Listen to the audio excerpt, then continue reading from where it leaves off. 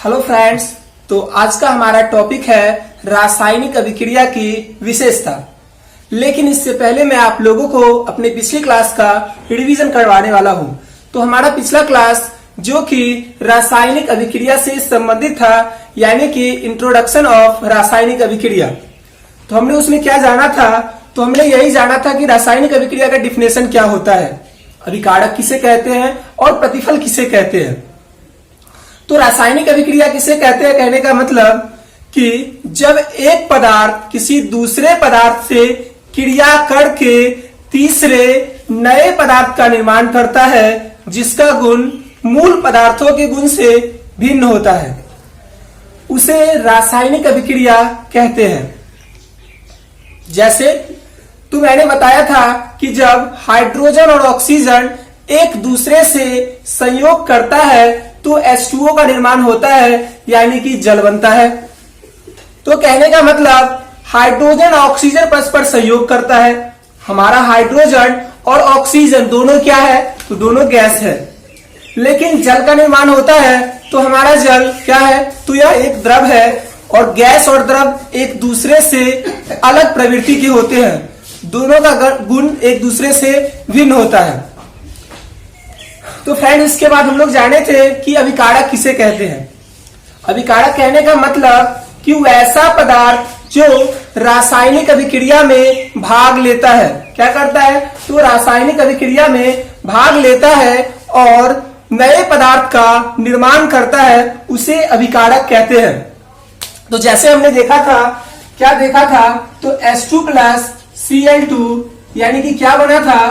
तो मेरा 2HCl बना था। यानी कि हाइड्रोजन और क्लोरीन परस्पर एक दूसरे से संयोग करके हाइड्रोक्लोरिक अम्ल का निर्माण करता है। यानी कि यहाँ पर H2 और Cl2 एक दूसरे से अभिक्रिया करता है, यानी कि रासायनिक अभिक्रिया में भाग लेता है। इसीलिए हाइड्रोजन और क्लोरीन को अभिकारक कहते हैं। तो इसके बाद हम लोग जाने थे कि प्रतिफल किसे कहते हैं। तो प्रतिफल कहने का मतलब कि रासायनिक अभिक्रिया के फलस्वरूप बनने वाले पदार्थ को क्या कहते हैं? तो प्रतिफल कहते हैं। जैसे कि रासायनिक अभिक्रिया में क्या बना? तो हाइड्रोजन और क्लोरीन के संयोग से हाइड्रोक्लोरिक अम्ल बना, यानी कि यही हमारा क्या हुआ? तो प्रतिफल हुआ। और प्रतिफल को उत्पाद भी कहते हैं। और अभिकारक को क्या कहते हैं दोस्तों? तो अभिकारक को प्रतिकारक भी कहते हैं। तो अब हम अपनी आज की टॉपिक की बात करते हैं। तो हमारा आज का टॉपिक है रासायनिक अभिक्रिया की विशेषता। तो रासायनिक अभिक्रिया की विशेषता कहने का मतलब रासायनिक अभिक्रिया की निम्नलिखित विशेषताएं होती है। तो रासायनिक अभिक्रिया की सबसे फर्स्ट विशेषता क्या होता है दोस्त? तो सबसे पहला विशेषता जो कि है गैस की उत्पत्ति। क्या होता है? तो गैस की उत्पत्ति। हम जानते हैं कि कुछ रासायनिक अभिक्रियाएं ऐसी होती है जिसमें गैस उत्पन्न होता है। क्या उत्पन्न होता है? तो गैस उत्पन्न होता है। तो कह सकते हैं कि कुछ रासायनिक अभिक्रियाएं ऐसी होती है जिसके फलस्वरूप गैस उत्पन्न होता है। जब दानेदार जस्ते की अभिक्रिया यानी कि Zn किससे कराई जाती है? तो हाइड्रोक्लोरिक अम्ल से कराई जाती है। जब दानेदार जस्ते की अभिक्रिया हाइड्रोक्लोरिक अम्ल से कराई जाती है तो जिंक क्लोराइड बनता है और हाइड्रोजन गैस मुक्त होता है। तो यहाँ पे हमने यही जाना है कि कुछ रासायनिक अभिक्रिया ऐसी होती है जिसके फलस्वरूप क्या मुक्त होता है? तो गैस मुक्त होता है।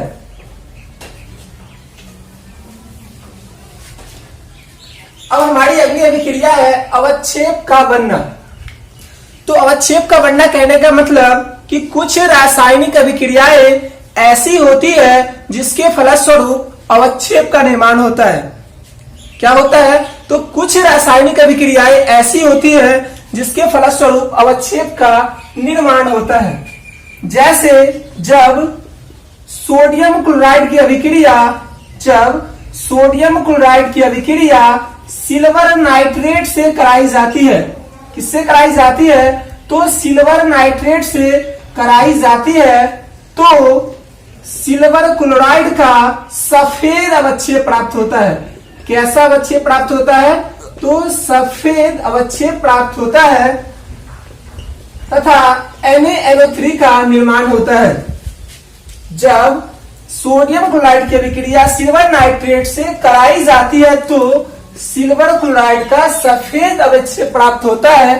अतः हम कह सकते हैं कि कुछ रासायनिक अभिक्रियाएं ऐसी होती है जिसके फलस्वरूप अवक्षेप का निर्माण होता है।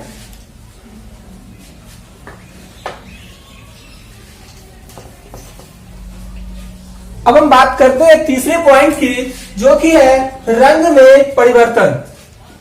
तो रंग में परिवर्तन कहने का मतलब फ्रेंड्स, कुछ रासायनिक अभिक्रियाएं ऐसी होती है जिसके फलस्वरूप पदार्थों के रंग में परिवर्तन होता है। क्या होता है? तो कुछ रासायनिक अभिक्रियाएं ऐसी होती है जिसके फलस्वरूप पदार्थों के रंग में परिवर्तन होता है। जैसे जब पोटेशियम परमैंगनेट के, क्या कहते हैं? तो जब पोटेशियम परमैंगनेट के बैंगनी विलयन में, जब पोटेशियम परमैंगनेट के बैंगनी विलयन में थोड़ा थोड़ा नींबू निचोड़ते हैं तो विलयन का बैंगनी रंग धीरे धीरे गायब हो जाता है। अतः हम कह सकते हैं कि कुछ रासायनिक अभिक्रिया ऐसी होती है जिसके फलस्वरूप पदार्थों के रंग में क्या होता है? तो परिवर्तन होता है। अब हमारा चौथा पॉइंट है ताप में परिवर्तन। तो जनरली कहने का मतलब फ्रेंड्स, ताप में परिवर्तन यानी कि टेम्परेचर में वृद्धि या टेम्परेचर में लॉस यानी कि टेम्परेचर में कमी। तो जैसे कुछ रासायनिक अभिक्रियाएं ऐसी होती है जिसके फलस्वरूप पदार्थों के ताप में परिवर्तन होता है। कहने का मतलब, यदि हम कली चूना के एक ढेले पर, यदि हम कली चूना के एक ढेले पर अगर थोड़ा सा पानी डालते हैं तो पर्याप्त मात्रा में ऊष्मा उत्पन्न होती है, जिसे ऊष्माक्षेपीय अभिक्रिया भी कह सकते हैं। यानी कि इसमें ऊष्मा का उत्सर्जन होता है, अर्थात हम कह सकते हैं कि ताप में वृद्धि होता है। इसी प्रकार जब एक गिलास पानी में हम 2 या 4 चम्मच ग्लूकोज डालते हैं तो क्या होता है? तो पानी का टेम्परेचर लॉस हो जाता है, यानी कि इसके तापमान में कमी आ जाती है। तो अतः इससे हम यह कह सकते हैं कि रासायनिक अभिक्रिया के फलस्वरूप पदार्थ के ताप में भी परिवर्तन होता है। हमारा अगला पॉइंट है अवस्था में परिवर्तन। तो फ्रेंड्स, कुछ रासायनिक अभिक्रियाएं ऐसी होती है जिसके फलस्वरूप पदार्थों के अवस्था में भी परिवर्तन होता है। कहने का मतलब, जैसे मोमबत्ती का जलना, कार्बन डाइऑक्साइड का बनना, इन सभी अभिक्रियाओं में पदार्थों की अवस्था में क्या होता है? तो परिवर्तन होता है। तो हमारा यही 4 पॉइंट था जो रासायनिक अभिक्रिया की विशेषता है। गैस की उत्पत्ति कहने का मतलब, कुछ रासायनिक अभिक्रियाएं ऐसी होती है जिसके फलस्वरूप क्या उत्पन्न होता है? तो गैस उत्पन्न होता है। जैसे जब दानेदार जस्ते की अभिक्रिया हाइड्रोक्लोरिक अम्ल से कराई जाती है तो हाइड्रोजन गैस मुक्त होता है। अगली पॉइंट अवक्षेप का बनना। कहने का मतलब, कुछ रासायनिक अभिक्रियाएं ऐसी होती है जिसके फलस्वरूप अवक्षेप का निर्माण होता है। जैसे सोडियम क्लोराइड की अभिक्रिया सिल्वर नाइट्रेट से कराई जाती है तो सिल्वर क्लोराइड का सफेद अवक्षेप प्राप्त होता है। नेक्स्ट, रंग में परिवर्तन। कुछ रासायनिक अभिक्रियाएं ऐसी होती है जिसके फलस्वरूप पदार्थों के रंग में परिवर्तन होता है। जैसे जब पोटेशियम परमैंगनेट के बैंगनी विलयन में थोड़ा थोड़ा नींबू निचोड़ते हैं तो विलयन का बैंगनी रंग धीरे धीरे गायब हो जाता है। नेक्स्ट पॉइंट है ताप में परिवर्तन। कुछ रासायनिक अभिक्रियाएं ऐसी होती है जिसके फलस्वरूप पदार्थ के ताप में परिवर्तन होता है। कहने का मतलब, कली चूना के एक ढेला पर कुछ पानी डालते हैं तो तापमान में वृद्धि होती है, अर्थात ऊष्मा उत्पन्न होता है, जिसे ऊष्माक्षेपीय अभिक्रिया भी कहते हैं। ताप में लॉस कहने का मतलब, जब एक गिलास पानी में 2 या 4 चम्मच ग्लूकोज डालते हैं तो पानी का टेम्परेचर घट जाता है, उसे ऊष्माशोषीय अभिक्रिया भी कहते हैं। तो अब हम बात करते हैं अवस्था में परिवर्तन का। कहने का मतलब कुछ रासायनिक अभिक्रियाएं ऐसी होती है जिसके फलस्वरूप अवस्था में परिवर्तन होता है, जैसे मोमबत्ती का जलना एवं कार्बन डाइऑक्साइड का बनना।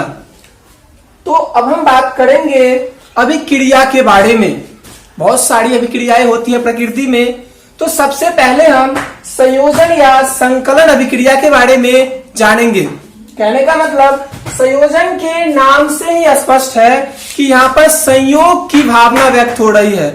एक पदार्थ दूसरे पदार्थ से क्या करेंगे, तो संयोग करेंगे। तो इसका डिफिनेशन हम जान लेते हैं। वैसा रासायनिक अभिक्रिया जिसमें दो या दो से अधिक पदार्थ, जिसमें या तो दो पदार्थ या दो या दो से अधिक पदार्थ परस्पर संयोग करके तीसरे नए पदार्थ का निर्माण करता है, जिसका गुण मूल पदार्थों के गुण से भिन्न होता है, उसे संयोजन अभिक्रिया कहते हैं। एक बार फिर से हम जान लेते हैं इसका डिफिनेशन।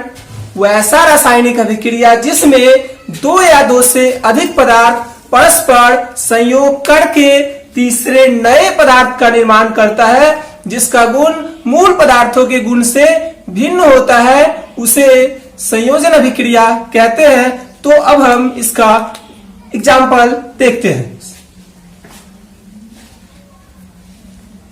तो जैसे हम कह सकते हैं कि कार्बन और ऑक्सीजन के संयोग से क्या बनता है, तो कार्बन डाइऑक्साइड बनता है।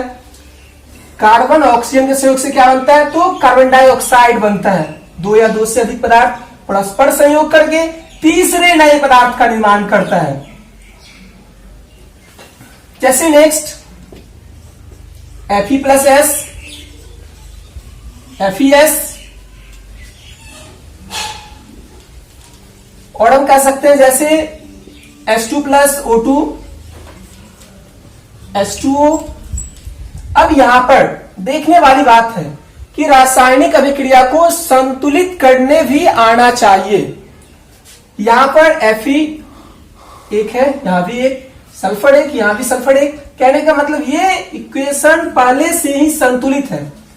यहां CCO2O2 ये भी इक्वेशन हमारा संतुलित है। तो हमारा संतुलित इक्वेशन जो रहता है वो तो अपने आप रासायनिक अभिक्रिया में भाग ले सकती है, लेकिन जो संतुलित नहीं है उसे हम क्या करते हैं, तो संतुलित करते हैं।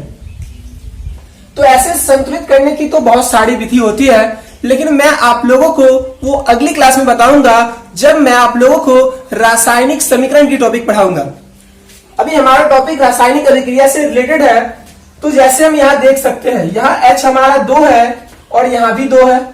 यहाँ ऑक्सीजन 2 है, लेकिन यहाँ ऑक्सीजन कितना है, तो यहाँ ऑक्सीजन सिर्फ एक ही है। तो यहाँ 2 और यहाँ 1, कहने का मतलब यहाँ भी तो 2 हमें करना पड़ेगा, लेकिन इसे हम यहाँ नहीं लिख सकते हैं, ये सरासर गलत है। तो फिर हम कहां लिखेंगे, तो इसे हम यहां लिख सकते हैं। कहने का मतलब यहां लिखने से ऑक्सीजन तो 2 हो जाता है, लेकिन यहां हाइड्रोजन कितना हो गया, तो हमारा हाइड्रोजन यहाँ पे 4 हो गया। कहने का मतलब यहां तो हाइड्रोजन 2 ही है, तो इसे भी तो 4 करना पड़ेगा, यानी कि इसके पीछे भी हमें 2 लिखना पड़ेगा। तो संयोजन अभिक्रिया कहने का मतलब जब एक पदार्थ किसी दूसरे पदार्थ से, या जब दो या दो से अधिक पदार्थ परस्पर संयोग करके तीसरे नए पदार्थ का निर्माण करता है, जिसका गुण मूल पदार्थों के गुण से भिन्न होता है, उसे संयोजन अभिक्रिया कहते हैं। जैसे CaO plus H2O क्या निर्माण होगा, तो CaOH2O2H2। तो कहने का मतलब एक दूसरे से संयोग करेगा, यानी कि दो या दो से अधिक पदार्थ या दो पदार्थ ही अभिक्रिया कर सकता है, तो तीसरे नए पदार्थ का निर्माण होगा। तो हमारी अगली अभिक्रिया है वियोजन या अपघटन अभिक्रिया। कौन सी अभिक्रिया, तो वियोजन या अपघटन अभिक्रिया। तो वियोजन कहने का मतलब होता है टूटना, अपघटन कहने का मतलब क्या होता है, तो टूटना होता है। यानी कि वियोजन अभिक्रिया वैसा रासायनिक अभिक्रिया जिसमें किसी यौगिक के बड़े अणु टूटकर दो या दो से अधिक सरल प्रतिफलों में परिवर्तित हो जाते हैं। वैसा रासायनिक अभिक्रिया जिसमें किसी यौगिक के बड़े अणु टूटकर दो या दो से अधिक प्रतिफलों में क्या होते हैं, तो परिवर्तित हो जाते हैं, उसे वियोजन अभिक्रिया कहते हैं। जैसे, तो कहने का मतलब क्या हो सकता है, तो देखिए CaCO3 क्या है, CaCO3 कहने का मतलब कैल्शियम कार्बोनेट को जब हम गर्म करते हैं तो क्या बनता है, तो कैल्शियम ऑक्साइड और CO2 बनता है। जैसे हम KClO3 यानी कि पोटेशियम क्लोराइड को गर्म करते हैं तो पोटेशियम क्लोराइड एवं ऑक्सीजन मुक्त होता है। कहने का मतलब इस इक्वेशन को भी हमें क्या करना पड़ेगा, तो संतुलित करना पड़ेगा। जैसे यहां ऑक्सीजन 3 है, यहां ऑक्सीजन 2 है, यहां पोटेशियम 1 है, यहां भी पोटेशियम कितना है, तो 1 है, क्लोरीन यहां भी 1 और यहां भी 1। तो कहने का मतलब यहां 3 यहां 2 बराबर करना पड़ेगा। तो 3 वाले को 2 यानी कि 3 को 2 बनाना है। इससे अच्छा हम ये कर सकते हैं कि 2 वाले में 3 से और 3 वाले में 2 से, 3 वाले में 2 से और 2 वाले में 3 से क्या करेंगे, तो मल्टीप्लाई करवाएंगे। कहने का मतलब O3 तो यहां 3 और ये वाला 2 किधर आएगा, तो यहां आएगा। तो अब हमारा रासायनिक समीकरण क्या है, तो संतुलित हो चुका है। तो कहने का मतलब वियोजन अभिक्रिया में वैसा रासायनिक अभिक्रिया जिसमें किसी यौगिक के बड़े अणु टूटकर 2 या 2 से अधिक सरल प्रतिफलों में परिवर्तित हो जाते हैं या सरल प्रतिफलों का निर्माण करते हैं, उसे वियोजन अभिक्रिया कहते हैं। तो फ्रेंड्स, आज का क्लास मैं यहीं पे समाप्त कर रहा हूं। आप लोगों को आज का क्लास कैसा लगा आप मुझे कमेंट के माध्यम से बता सकते हैं, और हमारी अगली प्रत्येक क्लास को नियमित रूप से करने के लिए आप हमारे चैनल से जुड़ सकते हैं, हमारे चैनल को सब्सक्राइब कर सकते हैं तथा बेल आइकन दबाना ना भूलें, जिससे कि आपको हमारी अगली प्रत्येक क्लास का नोटिफिकेशन मिल सके। तो धन्यवाद फ्रेंड्स।